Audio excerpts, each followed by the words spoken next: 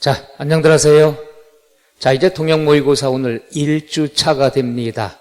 나와 있는 걸 하나씩 우리가 설명하기 전에 문제 풀 때는 항상 이렇게 접근을 해야 되겠죠. 뭐냐 하면은 첫째, 문제가 나왔을 때 뭐에 관한 문제냐?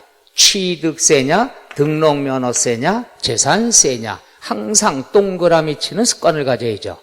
그 다음 두 번째는 뭐냐? 과세표준 문제냐? 그 다음 과세대상 문제냐? 또는 무엇에 관한 이렇게 나왔느냐?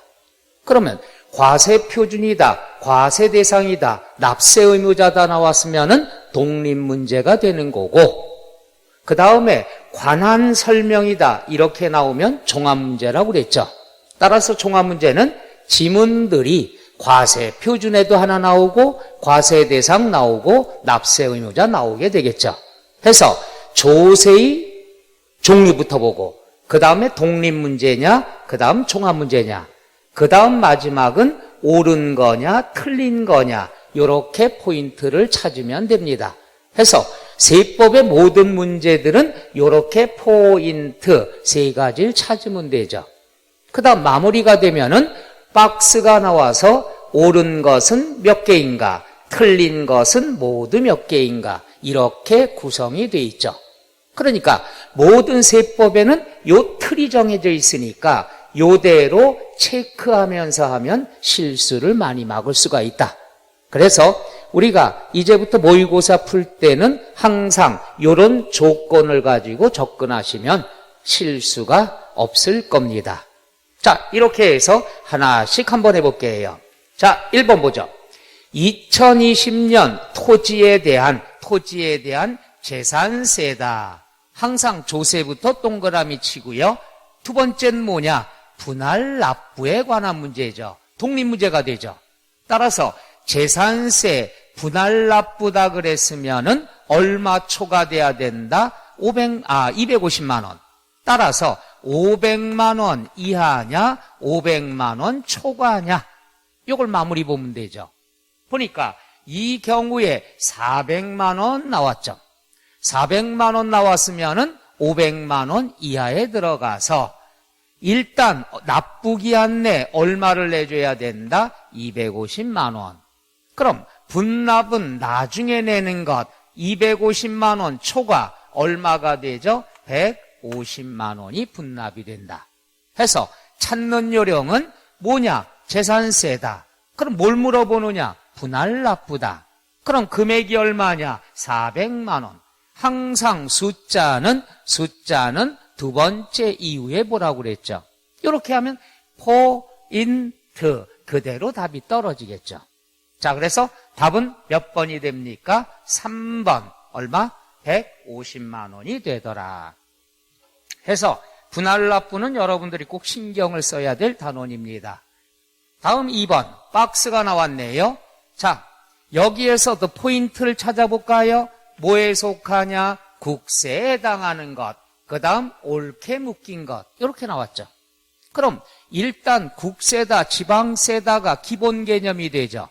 자, 취득세는 지방세, 등록면허세, 지방세. 그 다음 농어촌은 누가 관리한다고 그랬죠? 국가. 따라서 국세가 되겠죠. 그러면 디귿부터 들어가는 거니까 답을 보니까 디귿 들어간 건 하나뿐이 없네요. 그럼 이렇게 정답은 4번. 이렇게 하는 것도 비법 중에 하나라고 많이 강조했죠. 그런데 여러분은 의심병이 도졌으니까 하나씩 해봐야죠. 인지세 국가가 관리하죠. 재산세 지방자치단체. 지방자가 들어가면 지방세가 된다고 그랬죠. 그 다음 소득세 당연히 국세. 증여세, 상속세 다 국가가 관리합니다. 따라서 국세면서 옳은 것은 하나, 둘, 셋, 네 개 해서 디귿, 리을, 시읒, 이응 몇 번이 됩니까? 4번이 된다는 얘기죠. 그러니까 포인트만 찾으면 굉장히 수월하게 풀 수가 있다는 것. 자, 해서 2번의 답은 몇 번이 되죠? 4번이 됩니다. 자, 국세에 해당하는 것 기본적으로 알아두셔야 됩니다. 그 다음에 또 나왔네요. 요건 1번인데 이렇게. 자, 3번 나왔죠. 여기서도 포인트를 우리가 찾는 게 중요한 건데 습관들이면 아주 간단합니다. 여기는 포인트가 뭡니까? 그렇죠. 지방세다. 지방세면서 뭐가 된다? 목적세가 되다. 그 다음에 부가세가 된다. 이 세 가지가 포인트가 되겠죠. 지방세다, 목적세다, 그 다음 쫓아다니는 부가세다. 여기에 해당하는 것은 하나씩 한번 보도록 하죠. 목적세, 지방자나 지역자가 나오면 지방세가 되는데 요건 걷어서 지역시설에만 써야 된다. 따라서 지방세도 되고 목적세도 된다. 그러나 얘는 쫓아다니는 부가세가 아니라 독립세가 되니까 X. 두 번째, 지방교육세는 글자 그대로 지방자가 있으니까 지방세. 그 다음 걷어서 어디다 써야 될까? 지방교육시설 기반 확충에 써야죠. 따라서 목적이 있죠. 얘는 재산세나 그 다음 등록면허세에 부과되는 세금이니까 부가세. 따라서 일단 지방세면서 목적세면서 부가세는 2번이 정답이 되죠.